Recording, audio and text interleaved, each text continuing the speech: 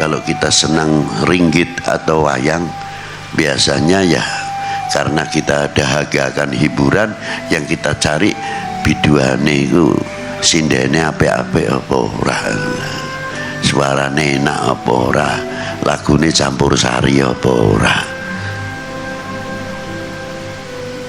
Sehingga pakem apa yang ada dalam dunia pewayangan sedikit tergeser. Ini sadar atau tidak? Kita tidak bisa membaca filosofi apa yang ada dalam dunia pewayangan. Contoh, ada yang istimewa untuk saya, tapi saya suka gambar Kresno, saya suka gambar Werkudara, saya suka namanya Semar. Tiga-tiganya semua kulitnya hitam.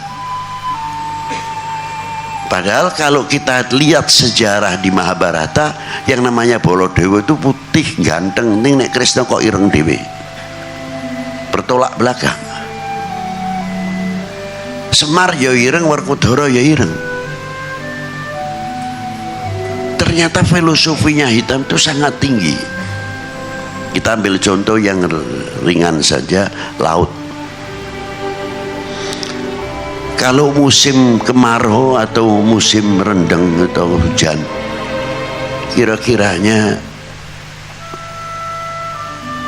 per detik itu berapa juta kubik yang masuk ke laut? Belum kalau musim kemarau.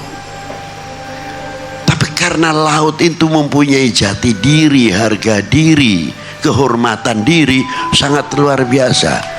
Oke lah, air bah boleh masuk atau limbah boleh masuk ke laut, tapi tidak ada yang hidup di tengah-tengah laut. Semuanya outs, minggir, dihempas oleh gelombangnya. Mundur gue, gelem gak gelem mundur. Tidak bangkainya, tidak apa, semua minggir. Yang kedua, berapa miliar kubik setiap musim hujan yang masuk ke laut, padahal airnya tawar.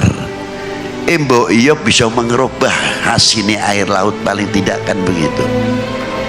Anehnya semakin asin air laut, pendiriannya, jati dirinya itu semakin kuat, tidak mudah terprovokasi dengan tawarnya atau lumpur yang masuk ke lautan dan lain sebagainya. Saya mendambakan bangsa Indonesia itu seperti ini. Mosok awake dhewe kok kalah karo regane laut lah. Heran bin ajaib al getuni itu menanane. Lah ini. Itu satu contoh. Semar Werkudara sama. Banyak beliau-beliau sebelum menjadi Sang Nata. Sing ngarani Sang Nata itu tidak harus menjadi kepala negara, tidak. Dari kelompok yang kecil dan sebagainya, ayo belajar noto. Nah, tidak gampang noto itu. Kalau menurut agama Hindu Mahabharata, Kresna ketitisan Dewa Wisnu, Bathara Wisnu. Nah, kita terjemahkan untuk kita bahwa Kresna mempunyai ilmal ulama. Ini yang pertama, partner yang istimewa untuk Kresna mempunyai partner yang luar biasa. Satu adalah ilmal ulama, walaupun bukan ulama. Apa maneh Kresna disebut Bathara Kresna. Ini satu contoh.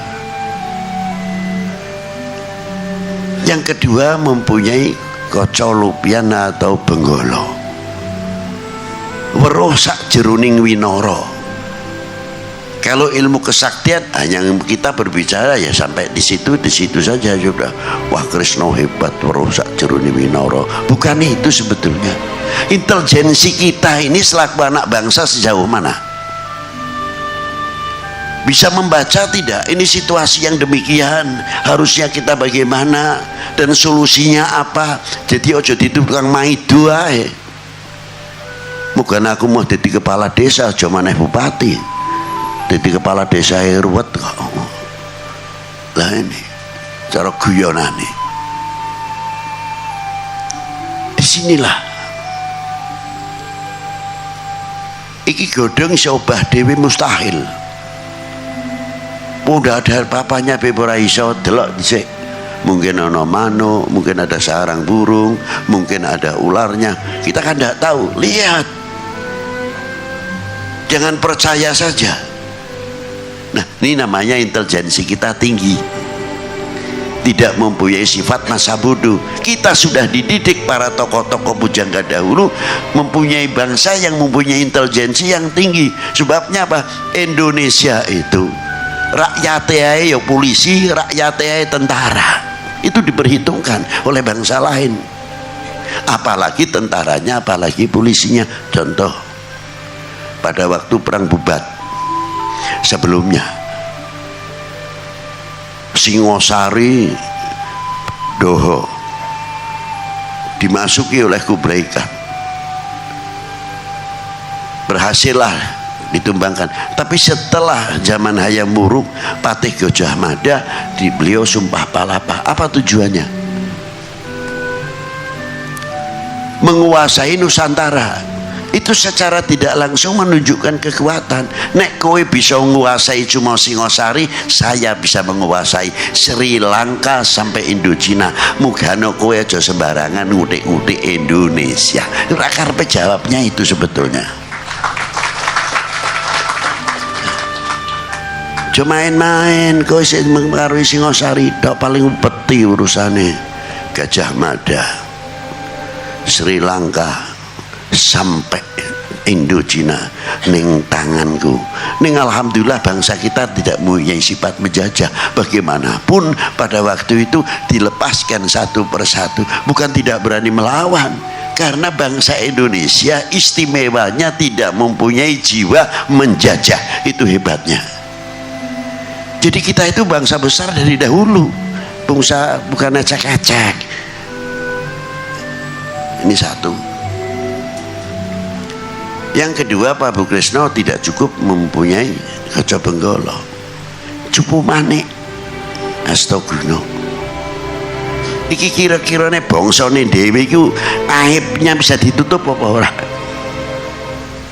Bukan gue nyimpen kesaktian saja terus hebat begitu.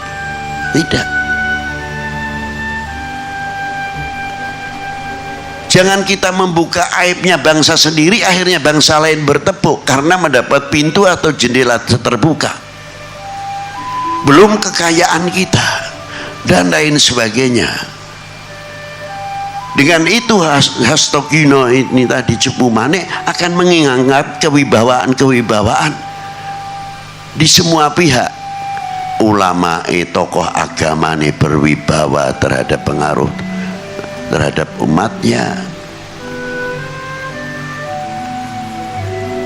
Kekuatan Indonesia itu diantaranya selain pemerintah tiga di dalam kalangan pemerintah: ulama, TNI, Polri. Ninggi piye tokoh agama ini sih dijeblok antara nih sama kita ini. Kalau ini berhasil, tinggal TNI, Polri nih.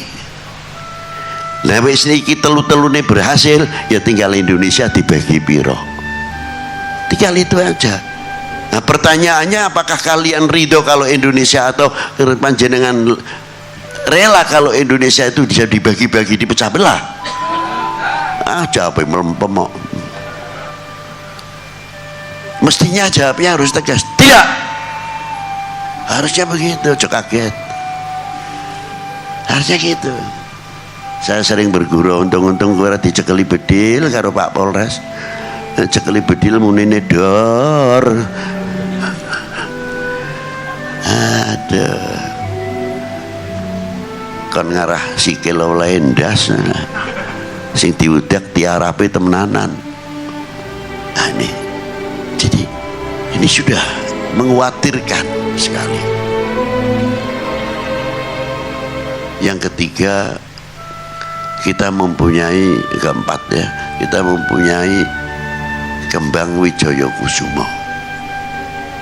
Sejauh mana kita membangun intelektual bangsa ini, ilmuwan bangsa? Bukan kesaktian gunung urip ke wong mati urip maneh, itu bukan. Sejauh mana tanah yang gersang bisa urip dan lain sebagainya. Wong sing kurang wawasane bisa jembar wawasane. Yang kelima, mempunyai senjata pamungkas hukum sing tegas. Jadi semuanya mau bertindak tentang yang akan mengganggu keutuhan negara Republik Indonesia, ada payung hukum yang tegas, bukan ngambang. Ini masalahnya. Jika sing arep bertindak bingung, iki ngene wedi disalahno, wedi ngene disalahno. Lah kapan? Cokronya itu dari Werkudara-nya ketahanan nasional. Bukan ketahanan nasional itu terwujudnya TNI, Polri, ulama saja. Ketahanan nasional bagaimana ekonomi kita, bagaimana pertanian kita dan lain sebagainya, itu bagian daripada ketahanan nasional. Bagaimana ini hidup, supaya hidup bagaimana ini kekuatan. Inilah,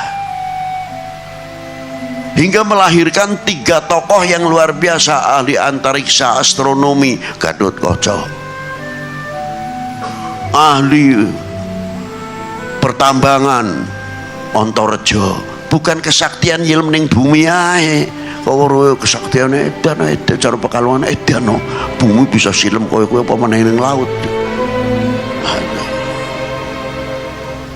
Bukan itu sebetulnya. Geologi, vulkanologi, pertanian dan lain sebagainya. Itu ahli kelautan. Ketiga, luar biasa. Kapan penerus-penerus Antareja, Bratasena, Antasena, kapan, siapa ini penerus-penerusnya Gatotkaca, hingga untuk bisa membangun ketahanan nasional yang ada di Republik tercinta ini.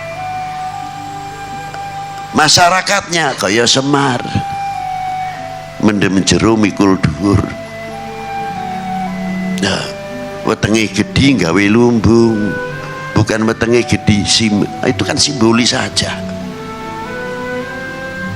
Lihat, tiap kecamatan mempunyai lumbung dihidupkan kembali, mempunyai bibit ini, bibit ini, bibit ini, pupuk dan sebagainya. Tapi ingat, ini sing terkadang cok medeni ini yang di sini inilah Karang Tumaritisnya. Walaupun ada Petrogareng, pasti akan ada togoknya itu. Sing cangkem mombo sahibul usil warewel, niki bakal ngene terus.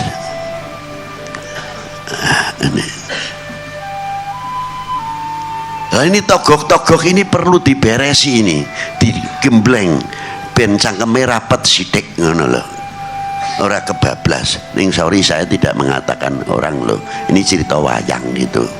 Nek kowe arep jengkel ya wayange senenono kono. Aku jare Pak Dalang kok